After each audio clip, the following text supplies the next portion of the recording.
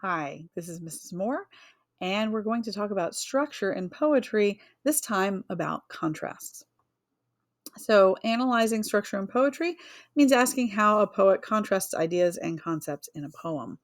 And in this case, why they're also contrasting these ideas and concepts in a poem. What is the point of doing so, right? Well, we're about to find out. So, contrasts are really a great thing for poetic analysts like ourselves because one way you can begin analyzing a poem is look for things that contrast in it. Contrasts are more than differences, they tend to expand ideas and themes. And what's more, they're usually where the poet creates the tension of the poem. That is the conflict that is kind of at the heart of the poem, but it's not resolved necessarily. These contrasts can be found in words, in ideas, in structures, in characterization, settings, figurative language, anywhere that's possible, there might be a little contrast layered in. We're going to look at some examples to explore how and why. We're going to start by thinking about contrasts in relationships. So, if you consider the relationships between different aspects of the poem, and not just the relationships between characters, but those also are part of it. The tension in those relationships is often due to contrast, and the contrast can, in fact, serve to heighten the tension. So we're going to look very quickly at this poem by Mary Oliver, the same person who brought us The Summer Day. This is The Uses of Sorrow. And she says, "In my sleep, I dreamed this poem. Someone I loved once gave me a box full of darkness. It took me years to understand that this too was a gift." So we have first the contrast here between someone I loved, and what they gave them was a box full of darkness. So you don't expect a box full of darkness, right? That imagery from someone that you loved. So we already have a contrast here. And then when the stanza breaks, we get, "It took me years to understand that this too was a gift." So gift of darkness, that the darkness that they gave them was actually a gift after all. That's another contrast because we don't expect the darkness to necessarily be a gift, unless, of course, you're a goth. Um, and then, of course, the uses of sorrow at the front beginning is also a little bit of contrasting. Like, what do you mean sorrow has a use?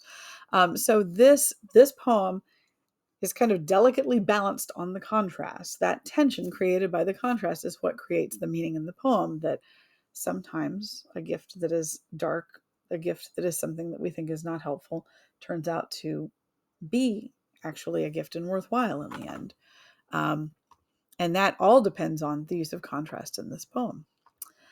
We're going to look at another one here to consider shifts. So, a shift in tone, a shift in perspective, or a shift in subject can also introduce contrast. In this picture here, this is a hook and eye, which you need to know what it is because we're going to look at this example. Margaret Atwood's "You Fit Into Me." You fit into me like a hook into an eye, a fish hook, an open eye. Ooh, a little pause to shudder there for a minute. But we're looking at, again, we have two stanzas. And the same thing, we have the setup here. You fit into me like a hook into an eye. In other words, we can link together. But at the shift, she redefines the perspective there. It's not the hook and eye you expect it to be. It's a fish hook. It's an open eye. It's something painful instead of something that is connected. Um, and that is what, again, creates the tension in the poem. Finally, you can also get ambiguity from contrast because sometimes a poem can just hold two meanings right in its hands, its little figurative hands, and both meanings sit there being equally as valid as each other and just sort of balancing each other out. For example, bliss and grief.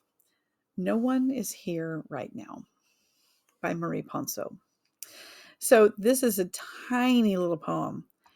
And without that title up there, you don't get the contrast. But the contrast sits there in the title: bliss and grief, happiness and sorrow, right?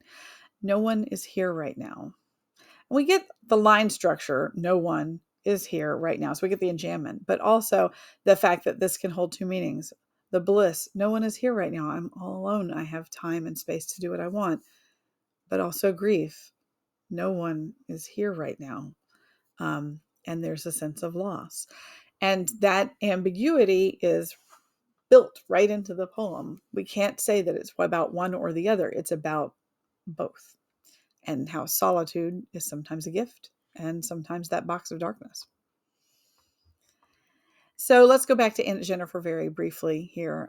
You can pause me to reread if you need to. So this time we are looking a little bit at Adrienne Rich's contrasts, and by now you're probably already picking up on what those are going to be, right? We have first the contrast between Aunt Jennifer and Uncle, which is even bigger. That Aunt Jennifer, we get her name. Uncle, we don't even get his name. We get Aunt Jennifer alive versus Aunt Jennifer dead. We get Aunt Jennifer's tigers versus Aunt Jennifer herself. She is frightened, terrified by her the ordeal she was mastered by. The tigers, on the other hand, prance across the screen and continue proud and unafraid, unlike her. So the contrasts run throughout this poem, and there are a bunch more that you can probably pick up on. But this again uses contrast to kind of balance this imaginary world that she has been creating through her art with the reality of her everyday life, which is not as certain and not as bright as the tiger's world.